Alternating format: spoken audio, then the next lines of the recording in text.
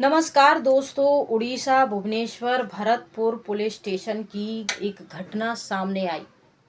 मामला तब गर्मा गया जब एक लड़की जो कि रिटायर आर्मी ब्रिगेडियर की लड़की है, उन्होंने ऑन मीडिया ऑन कैमरा के सामने आकर भरतपुर पुलिस स्टेशन में अपने साथ अमर्यादित व्यवहार के बारे में आप बीती सुनाई। वो रो पड़ी। उनका दर्द इतना झलक गया कि वह कैमरा के सामने रो रो कर अपनी आप बीती बता रही थी। उन्होंने बताया कि ये पूरा मामला 14-15 सितंबर 2024 का है। रात को ये एक पढ़ी लिखी लॉयर हैं, मतलब इन्होंने LLB किया हुआ है। इसके बाद इन्होंने उड़ीसा के भुवनेश्वर में अपना एक रेस्टोरेंट खोला है। वो इस रेस्टोरेंट को चलाती हैं और रोज़ इस रेस्टोरेंट को बंद करने में इनको 12-1 बज जाता है रात का, और फिर ये अपने घर आती हैं। रोज़ की तरह इन्होंने अपना रेस्टोरेंट 1 बजे बंद किया। इनका जो मंगेतर है आर्मी कैप्टन रघुवंश, इनको रिसीव करने के लिए कार लेके इनके रेस्टोरेंट के पास चला जाता है। ये अपना रेस्टोरेंट बंद करके जैसे ही गाड़ी के नज़दीक जा रही थी, इतने में ही कुछ लड़के 10-12 लड़के आते हैं, और ये लड़के कुछ इंजीनियरिंग के बताए जा रहे हैं। मीडिया रिपोर्ट्स के अनुसार ये लड़के इंजीनियरिंग कर रहे होते हैं, और ये मोटरसाइकिल से इनके पास आते हैं, रुक जाते हैं और फिर उतर के इनसे कहते हैं, इतनी रात को तुम यहाँ कहाँ घूम रहे हो, ऐसे कपड़े क्यों पहने हैं, ये दिल्ली नहीं है, उड़ीसा है, यहाँ ये सब कुछ नहीं चलेगा। उनको लग रहा था ये कोई मनचले लड़का लड़की है जो ऐसे ही सैर सपाटा करने के लिए आधी रात को निकले हैं। पर ये लड़की कह रही थी, ये हमारा रोज का काम है, तुम्हें इससे क्या मतलब है। तब ये बता रहे थे, यहाँ तुम्हारी नहीं चलेगी, और ये किसी का नाम ले रहे थे, कह रहे थे कि तुम मोहन माझी को जानती हो। तब लड़की कहती है, हम नहीं जानती ये मोहन माझी कौन है। तो ये लड़के कहते हैं, ये मोहन माझी है प्रधानमंत्री। अब ये जाने कहाँ के प्रधानमंत्री हैं। ये सब तो जो वीडियो वायरल हैं उनमें ये सारी बातें हो रही हैं। वीडियो हम यहाँ नहीं चला रहे हैं क्योंकि यहाँ हमें चलाने की परमिशन नहीं है। इसके बाद फिर ये दोनों जैसे तैसे गाड़ी में बैठ जाते हैं। मामला बढ़ता देखकर हाथापाई की नौबत आती है। तब इनका जो फियोन्सी होता है उनको गाड़ी में बिठाकर यहाँ से निकलने की सलाह देता है, और ये गाड़ी में बैठ के जाने लगते हैं। तभी ये लड़के मोटरसाइकिल से उनका पीछा करते हैं, और ऐसा 2 से 3 बार उनके गाड़ी के सामने मोटरसाइकिल लगा देते हैं, और फिर अभद्र भाषा का प्रयोग करते हैं। इसके बाद फिर थोड़ी दूरी पर ये जाते हैं और आपस में बात करते हैं कि देखिए, तो हमारा रोज का काम है, रोज 12-1 रात का बज जाता है रेस्टोरेंट बंद करके घर जाने के लिए। कभी ये लड़के आए फिर हमारे साथ बदतमीजी करें, कभी कुछ ऊंच नीच हो जाए, तो इसकी खबर हमें नज़दीकी पुलिस स्टेशन में लिखवा देनी चाहिए। दोनों ने सलाह मशवरा करी और थोड़ी आगे बढ़े, जहां एक भरतपुर पुलिस थाना इनकी नज़र में आया। वहाँ ये जाते हैं। थाना अंदर से मतलब लॉक किया हुआ था।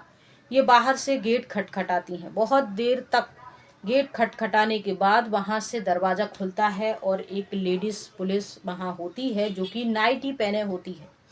इन्होंने मीडिया को दिए बयान के अनुसार बताया है कि 15 सितंबर 2024 की रात के करीब 1:30 बज रहे थे। मैं जाती हूँ और भरतपुर पुलिस स्टेशन के बाहर मैं दरवाज़ा खटखटाती हूँ। मेरे फियोन्सी वीडियो बना रहे थे, और फिर मैं अंदर जाती हूँ। वो नाइटी पहने हुए मिलती हैं और वो कुछ नहीं कहती।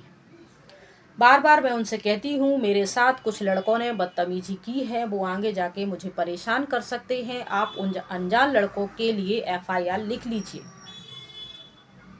लेकिन वो लेडीज पुलिस इनकी किसी भी बात का कोई जवाब नहीं दे रही थी, और ये बार बार कह रही थी, आप ऐसा नहीं कर सकते हैं, आपको FIR लिखनी पड़ेगी।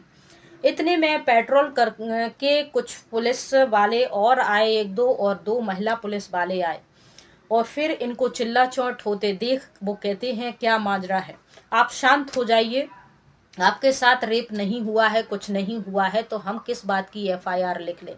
तो इन्होंने कहा है कि आज छेड़खानी हुई है, कल कुछ हो सकता है, तो आप एफआईआर पहले से लिख लीजिए। ये बार बार रिक्वेस्ट कर रही थी और इनका जो फियांसे है वो वीडियो बना रहा था। इस बात से गुस्सा होकर उन्होंने उसको पकड़ा। इनका जो आर्मी कैप्टन जो मंगेतर है रघुवंश, उनको हवालात में डाल दिया। इस बात को लेकर वो जो लड़की है इनकी मंगेतर, वो चीखने लगी, कहने लगी आप ऐसा नहीं कर सकते हैं, हमने भी थोड़ी बहुत कानूनी किताबें पढ़ी हैं, हमने भी एलएलबी किया है, और आप एक आर्मी ऑफिसर हैं, ये कैप्टन है, और आप किसी आर्मी ऑफिसर के साथ इस प्रकार से नहीं कर सकते, बिना किसी बात के आप हवालात में बंद नहीं कर सकते। तो वो इनकी बात को सच नहीं मान रहे थे, इनका मजाक उड़ा रहे थे, हंस रहे थे इन पर, और इनको बार बार चुप होने की सलाह दे रहे थे। लेकिन ये है कि अपनी जिद पर अड़ी हुई थी। तब एक लेडीज पुलिस आती है और इनका मुंह दबाने की कोशिश करती है कि चुप हो जाइए, लेकिन ये उनके हाथ में जोर से काट लेती हैं। फिर क्या था, गुस्सा आ जाती है इनको, और फिर एक लेडीज पुलिस इनके बाल पकड़ती है, एक इनकी जैकेट उतारती है और पीछे हाथ बांध देती है, और इनका जो स्कार्फ इनने लिया हुआ था उस स्कार्फ से इनके पैर बांध देती हैं और घसीटती हुई अंदर एक कमरे में इनको बंद कर देती हैं। इनका मुंह अभी भी खुला है और ये बार बार कह रही थी आप ऐसा मत कीजिए, ये बिल्कुल गलत है, आप हमें छोड़ दीजिए, ये कानूनन गलती कर रहे हैं आप लोग, इसकी सज़ा मिलेगी, ये वो, मतलब वो कह रही थी अपने हिसाब से कि आप छोड़ दीजिए, हमें ऐसा मत कीजिए, मेरे उनको भी छोड़ दीजिए क्योंकि उन्होंने कुछ नहीं किया है, हमारी एफआईआर दर्ज कीजिए। बार बार ये विनती कर रही थी, इसके बाद भी इन्होंने नहीं सुना। थोड़ी देर बाद यहाँ के अधिकारी पुलिस आते हैं और फिर इस महिला को जहाँ कमरे में बंद करा था उसके पास जाते हैं। ये कैमरा के सामने बता रही थी कि मेरे को इन लोगों ने, पहले लेडीज़ पुलिस ने मेरे साथ पिटाई करी, गंदी गंदी गालियाँ दी, मुझे घसीट के अंदर डाला, मेरे हाथ पैर बांध दिए। फिर ये जो यहाँ के पुलिस अधिकारी है वो आते हैं और फिर अंदर आते हैं और मेरे कपड़े खोल देते हैं और फिर मेरे सीने पर मुक्के से वार करते हैं, जिससे मैं डर जाती हूँ, चीखती हूँ, इतनी ज़ोरदार वार करते हैं और फिर मैं सिहर जाती हूँ, डर जाती हूँ। मेरे सीने पर इन्होंने ताकत से मेरे मुंह पे भी मुक्के मारे, जो कि ये जो वीडियो में बता रही हैं इनके मुंह पे भी चोट वगैरह के निशान दिखाई दे रहे हैं। और फिर इनका भी कपड़ा वो खोल देते हैं और खुद का पैंट भी खोल देते हैं। इन्होंने ये आरोप लगाया है पुलिस पर ऑन कैमरा कि अपना पैंट वो खोल देते हैं, प्राइवेट पार्ट निकालते हैं और कहते हैं कि शांत हो जाओ, नहीं तो हम अभी तुम्हें ये सब करेंगे, तभी तुम्हारी गर्मी ठंडी होगी, तभी तुम शांत होगी। इस सब से वो डर जाती हैं और चुप हो जाती हैं। तब इनको पुलिस स्टेशन में घुसने और महिला कर्मचारियों के साथ मार पिटाई करने के मामले में एफआईआर इन दोनों पर ही लिखी जाती है और इनको अंदर डाल दिया जाता है। इसके बाद जब इनके घर के लोगों को और आर्मी के अन्य लोगों को मालूम चलता है तो फिर इनकी जमानत वगैरह होती है उड़ीसा कोर्ट से, और फिर ये अपनी बात रखते हैं कि कैसे कैसे पूरा मामला था। तब जाके इनको जमानत मिलती है और फिर जब ये पूरा मामला सोशल मीडिया पे ट्रेंड करने लगता है, फैल जाती है, तब यहाँ राजनीति भी जमकर शुरू हो जाती है। पक्ष विपक्ष कहते हैं कि ये जो मोहन मांझी हैं ये बीजेपी के नेता हैं, ये कांग्रेस के हैं, फिर कांग्रेस के सोशल मीडिया से, ट्विटर से ये होता है क्या, ये सब राजनीति भी यहाँ चालू हो जाती है। आम लोगों को भी गुस्सा आता है और बहुत सारी यूजर जो व्यूअर होते हैं वो अपनी राय देना शुरू कर देते हैं कि जब एक रिटायर आर्मी ब्रिगेडियर की लड़की के साथ इस प्रकार की अभद्रता पुलिस स्टेशन में हो सकती है तो आम लोगों को तो न्याय मांगने की, पाने की और वहाँ जाने में ही डर लगेगा। तो कैसे, जब हमारे साथ कुछ होता है तो हम यहाँ जाते हैं अपने न्याय के लिए, लेकिन जब यहाँ ही हमारे साथ ऐसा व्यवहार होगा तो फिर हम कहाँ जाएंगे न्याय पाने के लिए।